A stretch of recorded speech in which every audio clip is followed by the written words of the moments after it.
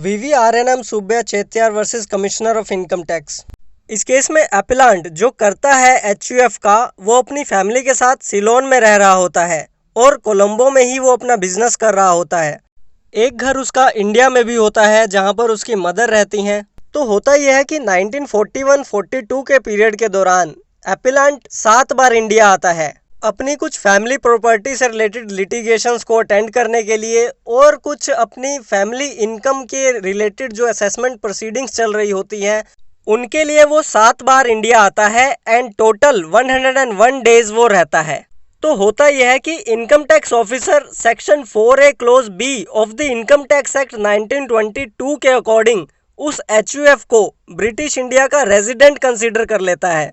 आइए देख लेते हैं कि ये सेक्शन क्या कहता है। इस सेक्शन के अकॉर्डिंग एक हिंदू अनडिवाइडेड फैमिली, फर्म या other association of person British India की रेजिडेंट मानी जाएंगी unless the control and management of its affair is situated Holi outside British India. मतलब अगर किसी HUF का जरा सा भी कंट्रोल और मैनेजमेंट ब्रिटिश इंडिया से हो रहा होगा तो वो रेजिडेंट कंसीडर कर ली जाएंगी। तो अब इशू यहाँ पर यही अराइज हो जाता है कि जो SSC है, HUF जो है, वो ब्रिटिश इंडिया की रेजिडेंट है या नहीं।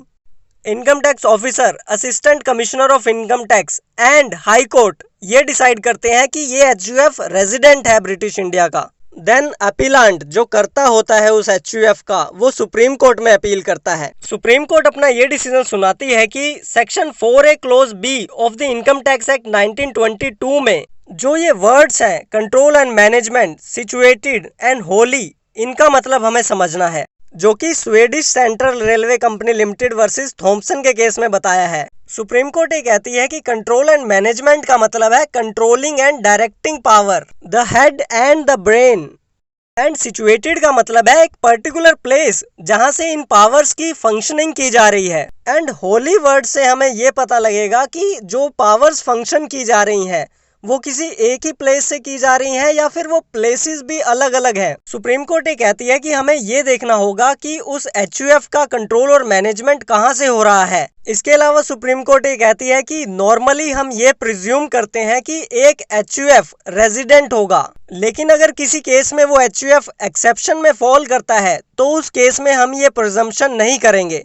कोर्ट ये कहती है कि यहाँ पर बर्डन ऑफ प्रूफ SSC पर है।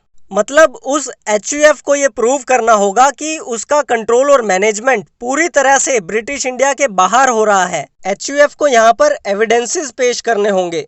एंड इसके अलावा कोर्ट ये भी कहती है कि इंडिया में कर्ता की मदर का घर होने से ही हम ये नहीं मान लेंगे कि वो HUF रेजिडेंट है।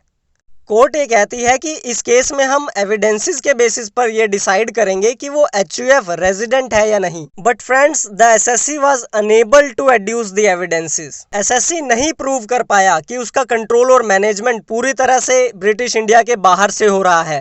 देन सुप्रीम कोर्ट ने कहा कि आप एविडेंसेस तो पेश नहीं कर पाए तो हम नॉर्मल प्रिजम्पशन से ही चलेंगे, तो मतलब आपका HUF जो है रेजिडेंट ही माना जाएगा। तो सुप्रीम कोर्ट उस HUF को रेजिडेंट मानती है ब्रिटिश इंडिया का और अपीलांट की अपील को डिसमिस कर देती है।